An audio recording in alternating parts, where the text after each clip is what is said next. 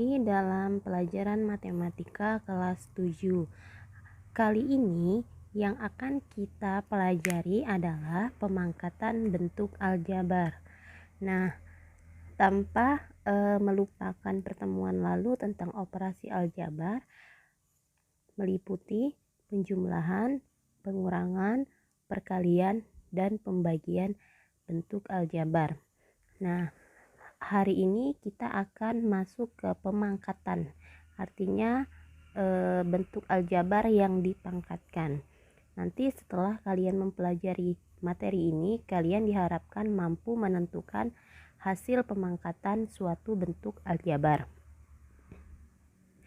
Baik, kita masuk dulu ke arti pemangkatan bentuk aljabar. Pemangkatan suatu bilangan, pemangkatan suatu bilangan diperoleh dari perkalian berulang untuk bilangan yang sama.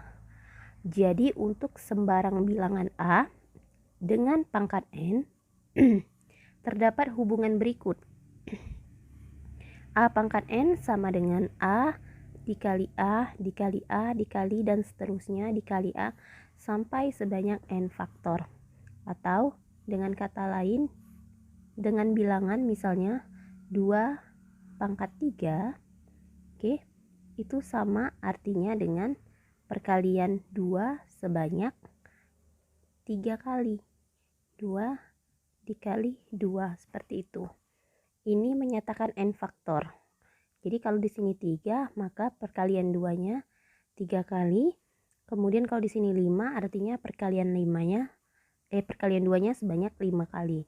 Jadi kalau seandainya di sini N, perkalian A-nya sebanyak N kali. Itu maksudnya. Hal tersebut juga berlaku pada bentuk aljabar. Misalnya di sini 4A pangkat 2. Lihat ya, bentuk seperti ini yang berpangkat 2 hanya si A. Perhatikan, yang berpangkat 2 hanya si A. Maka ketika diuraikan, itu artinya adalah 4 dikali A dikali A. A-nya sebanyak 2 kali karena di sini berpangkat 2. Nah, beda dengan yang di bawahnya. Di bawahnya 4A dipangkatkan 2. Karena 4A di dalam kurung, artinya itu adalah 4A-nya dikali dengan 4A. Ya, karena A di dalam kurung.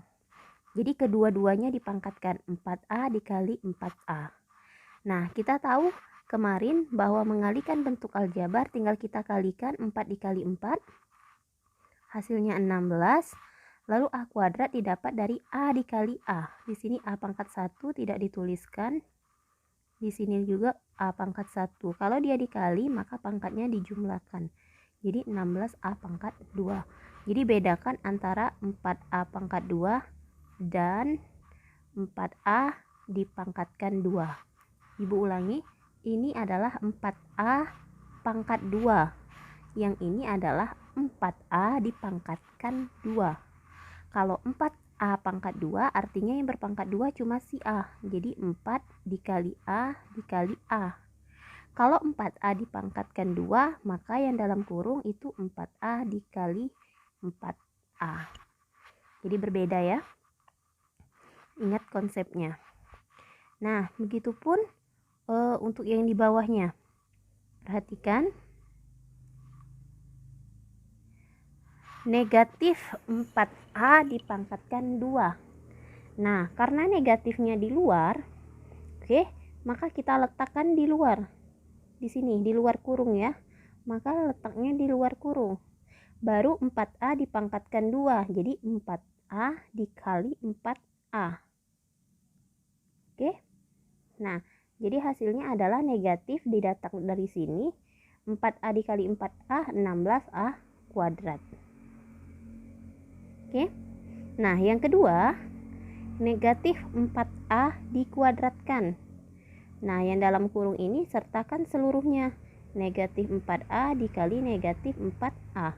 Negatif 4 dikali negatif 4, itu positif 16, A dikali A kuadrat.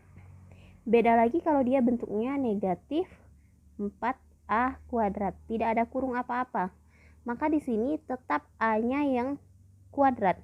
Jadi ini kalau kita uraikan menjadi negatif 4 dikali A kuadrat, itu A dikali A, seperti itu. Beda ya, negatif 4A, negatif dalam kurung 4A kuadrat, dan negatif 4A dikuadratkan. Oke, ini ketiga-tiganya berbeda, perhatikan. Oke, sekarang kita masuk ke 2x pangkat 3. Nah, tidak ada kurung apa-apa. Tidak ada kurung apa-apa. Nah, x yang berpangkat 3 hanya x.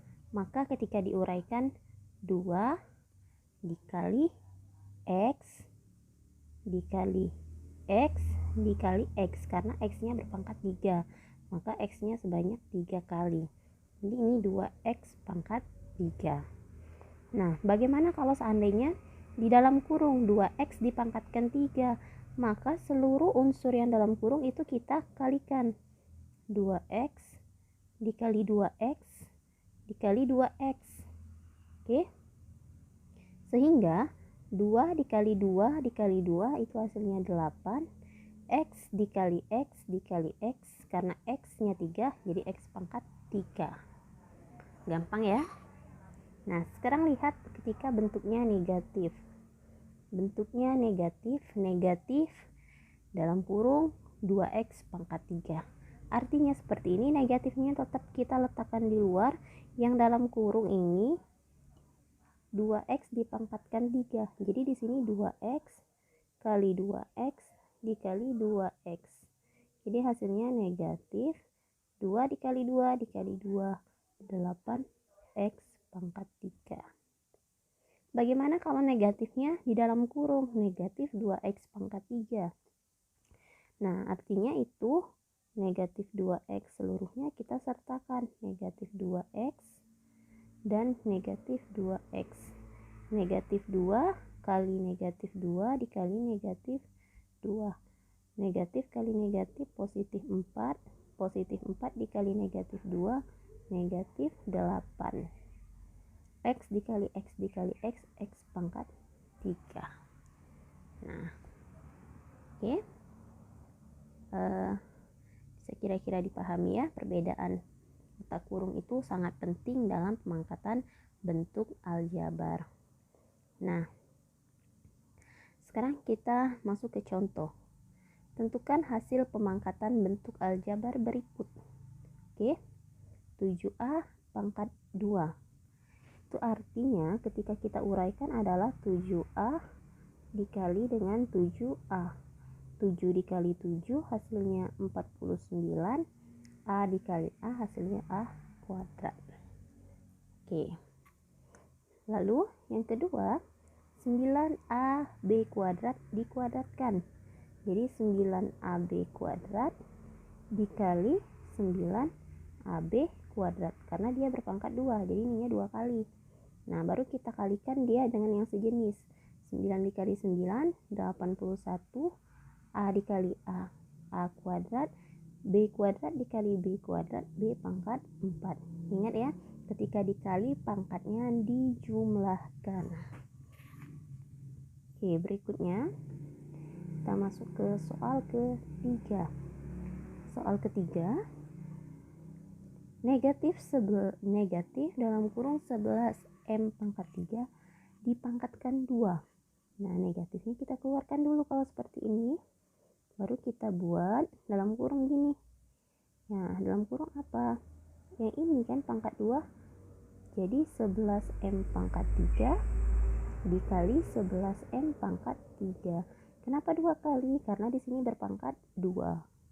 Oke, negatifnya tetap di luar. 11 dikali 11 itu 121. M pangkat 3 dikali M pangkat 3. Kalau dikali maka pangkatnya ditambah, jadi M pangkat 6. Jadi bisa kalian tulis negatif 121 M pangkat 6. Oke. Nah, paham ya? Lalu soal terakhir, negatif 15 M pangkat 4 N pangkat 3 dipangkatkan 2. Nah, jika kalian bertemu bentuk seperti ini, tinggal kalian uraikan. Karena dia berpangkat 2, maka ini seluruhnya kita buat perkaliannya sebanyak 2 kali. Negatif 15 N pangkat 4 N pangkat 3 dikali negatif 15 M pangkat 4 N pangkat 3. Ini sebanyak 2 kali karena berpangkat 2. Kalau dia berpangkat 3, maka 3 kali kalian buat ya. Baru kita kalikan yang sejenis, negatif 15 dikali negatif 15. Negatif kali negatif tentu positif. 15 kali 15, 225. Ini M pangkat 4, ini M pangkat 4. Jadi M pangkat 8 karena pangkatnya dijumlahkan. Ingat kemarin ya perkalian bentuk aljabar. Lalu N pangkat 3 dikali N pangkat 3, pangkatnya ditambah jadi N pangkat 6. Jadi hasilnya adalah 225 M pangkat 8 N pangkat 6. Oke. Nah, sekarang kita masuk lagi pengkuadratan suku kedua. Oke, pada pertemuan lalu kalian sudah mengetahui ya bahwa perkalian dengan cara skema dan hukum distributif. Masih ingat ya? Nah, kalau pangkat 2 tadi mengikuti kaidah yang tadi. Nah, jadi kalau A ditambah B berpangkat 2, ini sama artinya dengan A tambah B dikali dengan A tambah B. Nah, kenapa 2 kali? Karena di sini berpangkat 2. Nah, kalian bisa menggunakan 2 cara ketika mengerjakan ini kemarin ya. Pertama dengan hukum distributif. Masih ingat tentang perkalian? Yang kedua dengan cara skema ya.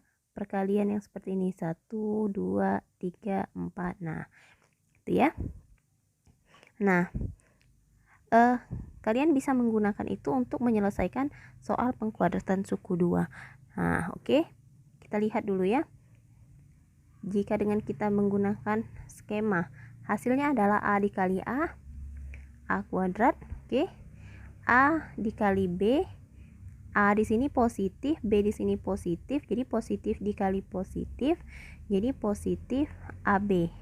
Karena dia tidak sejenis, jadi AB hasilnya. Lalu yang ketiga, positif B dikali dengan A. A-nya juga positif karena di sini tidak ada tanda negatifnya ya. Positif B dikali A jadi positif AB lagi. AB sama BA sama saja. Oke. Lalu positif B dikali positif B jadi positif juga B dikali B, B kuadrat. Oke, dari bentuk ini mana yang bisa dijumlahkan itu adalah yang sejenis. Mana yang sejenis? Ya tentu AB dengan AB. Di sini positif AB ditambah positif AB. Jadi ada 2 AB. Jadi A kuadrat ditambah 2 AB ditambah B kuadrat. Inilah hasilnya. Oke, A kuadrat ditambah 2AB ditambah B kuadrat. Kita buat ya hasilnya di sini ya. A kuadrat ditambah 2AB ditambah B kuadrat. Oke.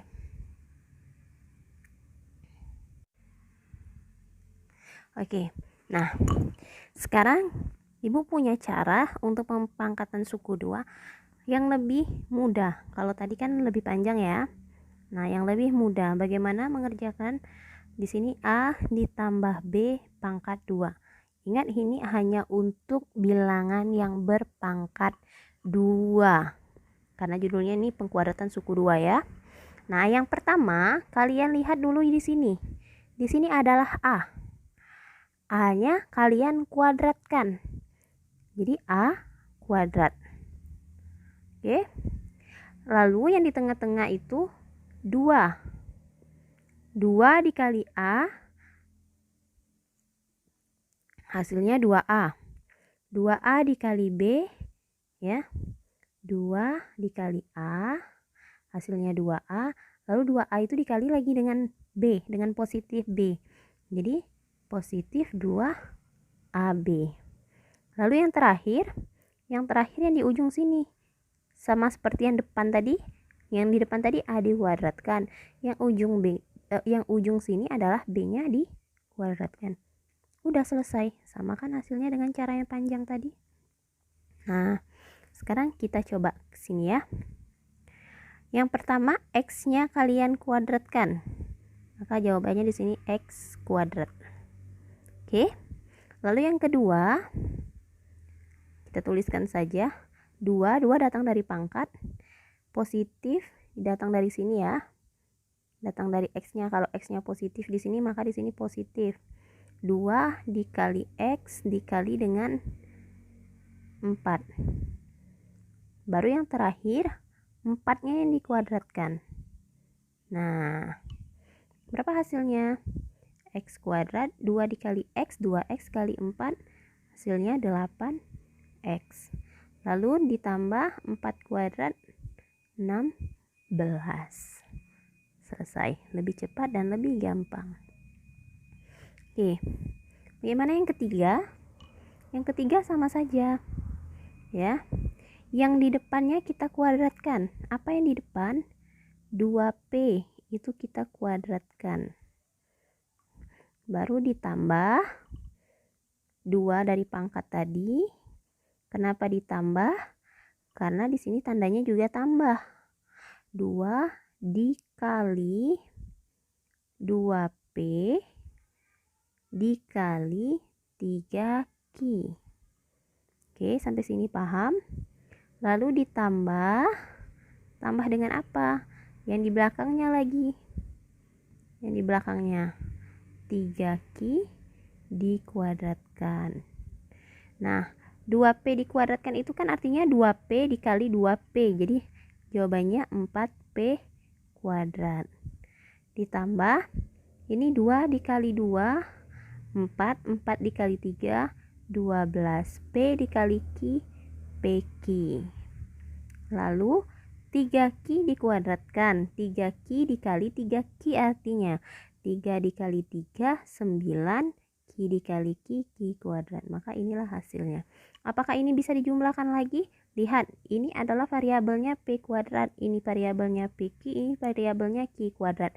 Tidak ada yang sama, maka tidak kita selesaikan. Bahwa sampai sini aja itu sudah dikatakan selesai. Oke, paham? Kita masuk ke soal keempat. Soal keempat masih sama metodenya. Depannya kita kuadratkan. Oke, 2X kita kuadratkan. 2X dikuadratkan, 2X ya yang dikuadratkan dalam kurung artinya 2X. Karena di sini kurang, maka di sininya kurang. Pangkatnya dulu 2 dikali bilangan depan 2X, bilangan di belakang Q. Oke. Baru yang ini tetap di belakang tetap tambah ya, tambah Q kuadrat. Oke. Maka 2X dikuadratkan itu artinya 2X dikali 2X. 2 dikali 2 4X kuadrat. Jadi 2 dikali 2 negatif 4XQ. Yang terakhir baru ditambah dengan Q kuadrat. Oke, gampang ya. Lebih ringkas. Nah, untuk soal yang kelima, yang di depan adalah 2A. Maka 2A itu kita kuadratkan. Ditambah, karena di sini tambah. Lalu 2 pangkat yang tadi, 2 dikali 2A dikali 1/A.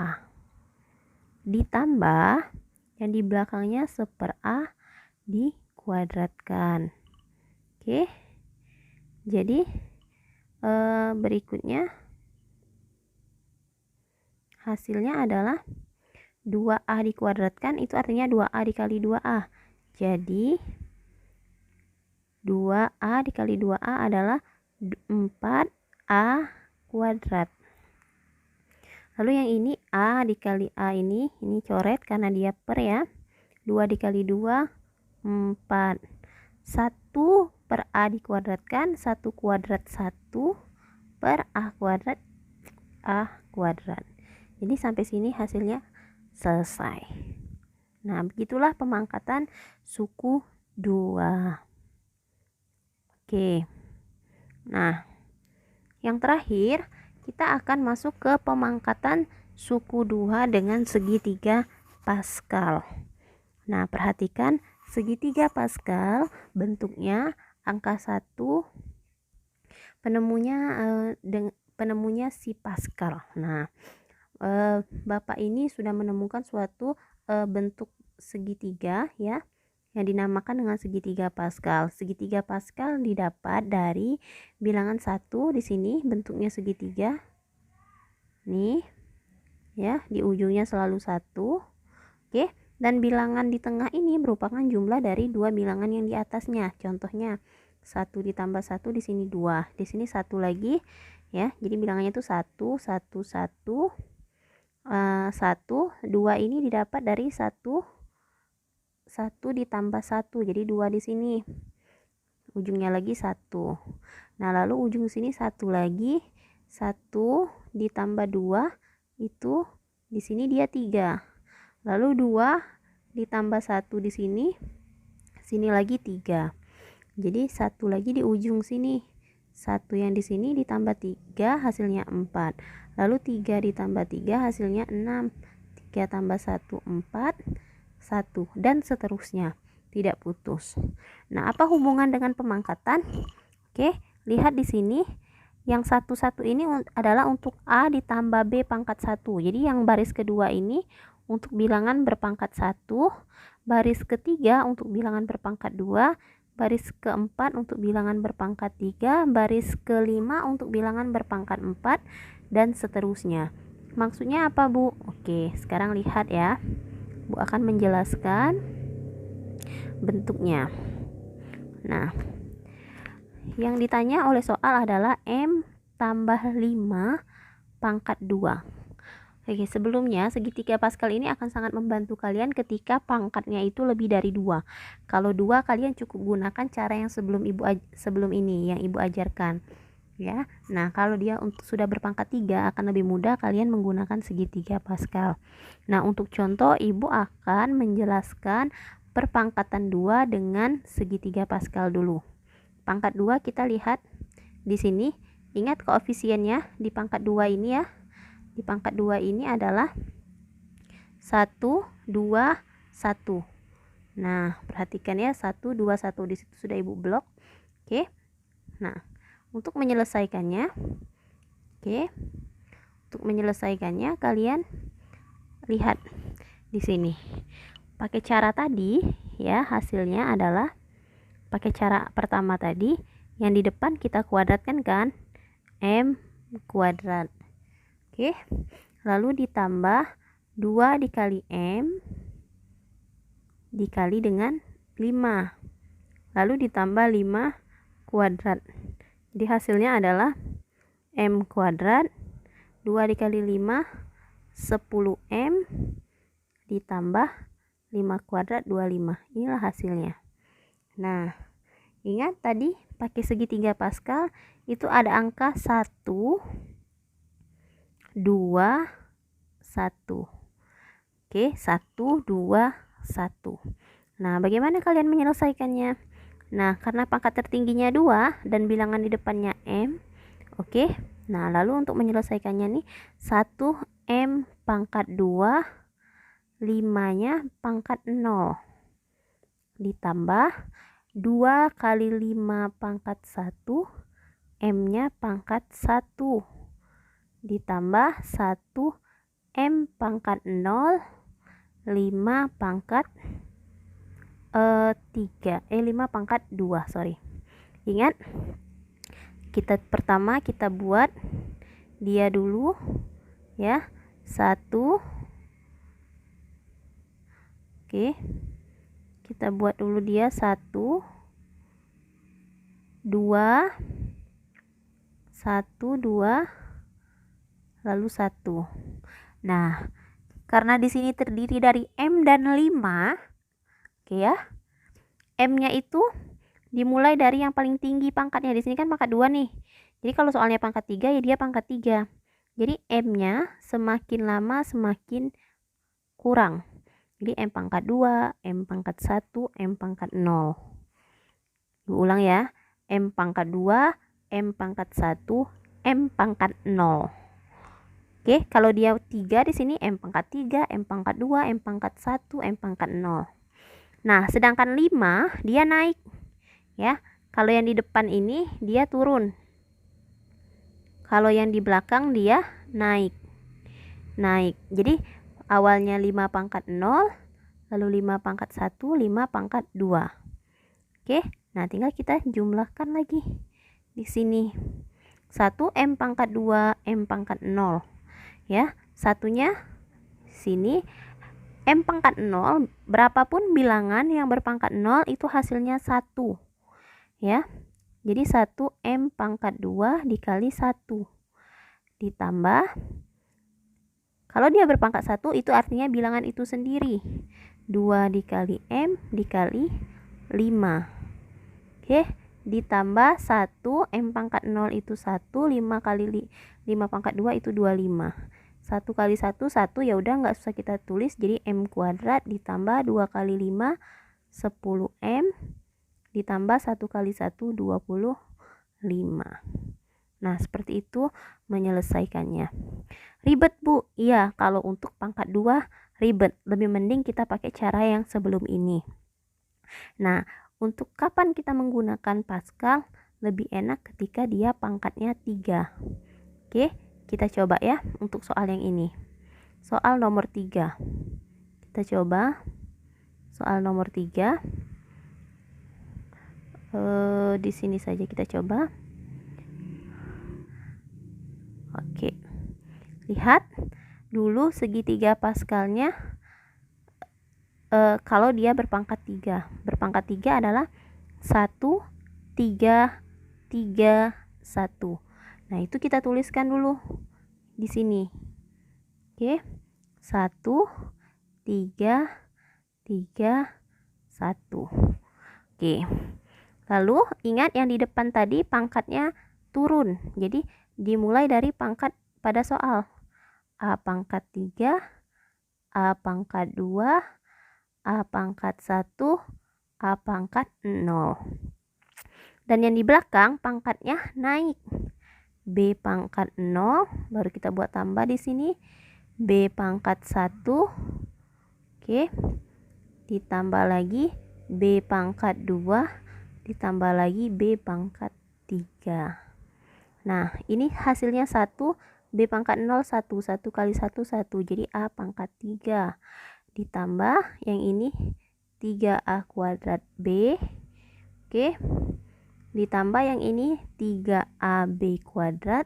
A pangkat 1 ya A ya, B kuadrat ditambah ini 1, jadi B pangkat 3. Inilah hasilnya. Gampang kan? Kalau kalian gunakan cara skema itu akan panjang sekali. A tambah B kali A tambah B kali A tambah B. Kalian kalikan dulu kedua ini dapat hasil, baru kalikan lagi dengan ini, panjang. Kalau dengan segitiga Pascal langsung kalian dapatkan bentuk seperti ini. Oke, bagaimana?